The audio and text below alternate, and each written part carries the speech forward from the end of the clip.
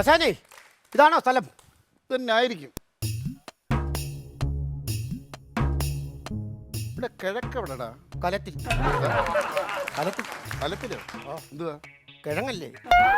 ഇവിടെ കിഴങ്ങല്ല ചോദിച്ചടാ, കിഴങ്ങാ. കിഴക്കെവിടാന്നാ ചോദിച്ചത്. കിഴക്ക് സൂര്യൻ ഉദിച്ചു നിൽക്കുന്ന അവിടെ, അപ്പൊ അതായിരിക്കും കിഴക്ക്. ആ, സൂര്യൻ അവിടെ ആകുമ്പോ പടിഞ്ഞാറ് അവിടെ ആയിരിക്കും.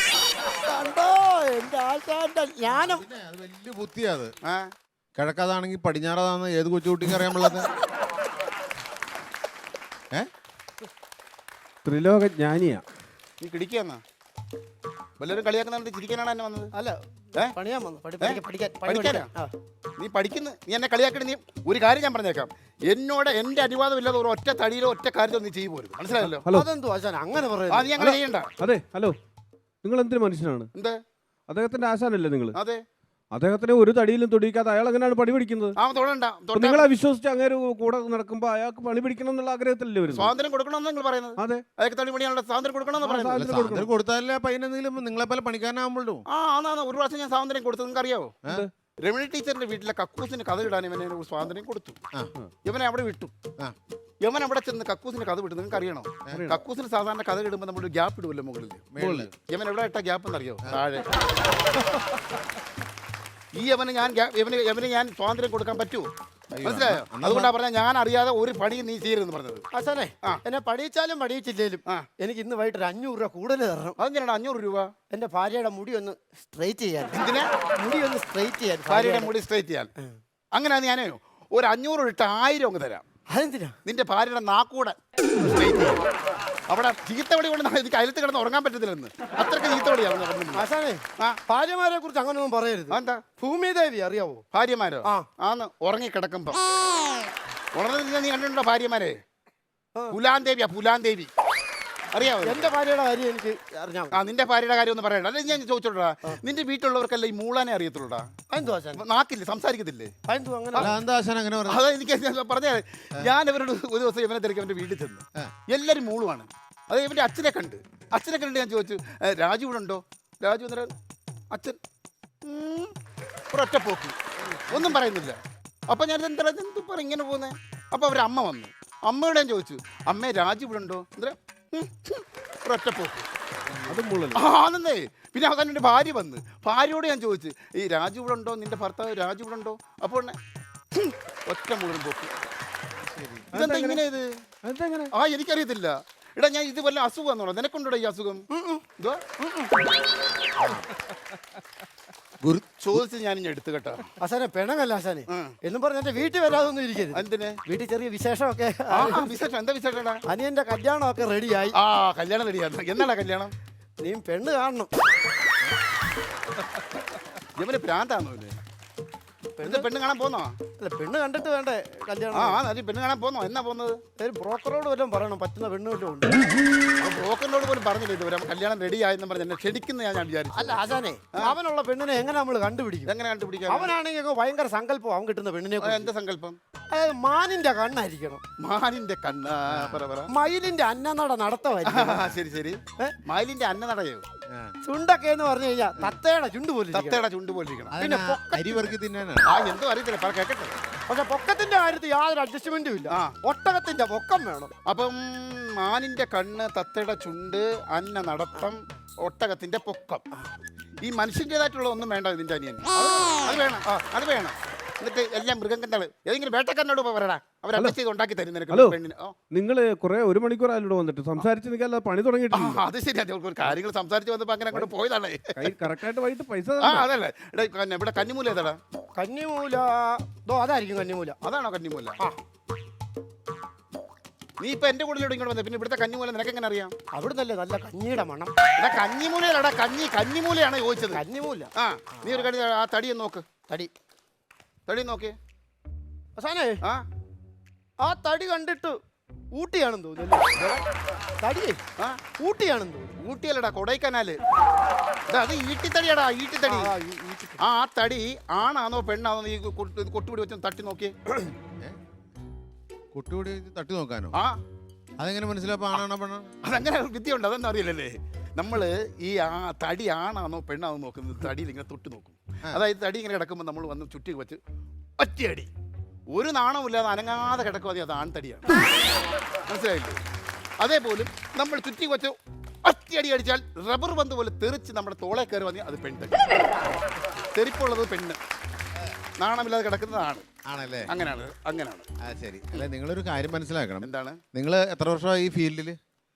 ഞാൻ ഏതാണ്ട് 30-35 വർഷമായി. ഇപ്പൊ എത്ര വയസ്സായി?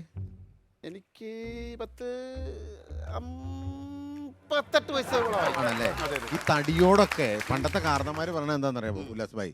തടിയോടൊക്കെ നമ്മൾ അനുവാദം ചോദിച്ചിട്ടേ, ഇപ്പൊ ഒരു കാട്ടിൽ ചെന്ന് തടി വെട്ടാൻ ചെല്ലുവാണെങ്കിൽ അവിടുത്തെ പക്ഷിമൃഗാദികളോട്, കുരങ്ങനോട്, അവിടുത്തെ എല്ലാവരോടും ചോദിച്ചിട്ട് വേണം തടി വെട്ടാൻ. അതിന് നോവരുത്. ആ, അതിനോട് അനുവാദം ചോദിച്ചിട്ട് അനുവാദം തന്നാൽ മാത്രമേ വെട്ടാൻ പറ്റുള്ളൂ. അങ്ങനെയാണോ? മരത്തിന്റെ അനുവാദം മേടിക്കണം. അപ്പൊ ഒരു കാര്യം ചെയ്യടാ, ഇനി നമ്മൾ തടി വെട്ടുമ്പോ ഞങ്ങളൊരു കാര്യം ചെയ്യാം.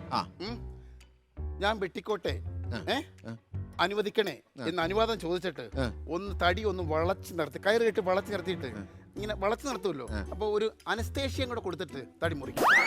അങ്ങനെ ആകുമ്പോൾ വേദനിക്കത്തില്ല. ഒന്ന് പോടേക്കെ, എന്താണ് ഇതൊക്കെ പറയുന്നത്? അത് പോട്ടെ, ഞങ്ങൾ പണി മുടങ്ങാൻ പോവാണ്.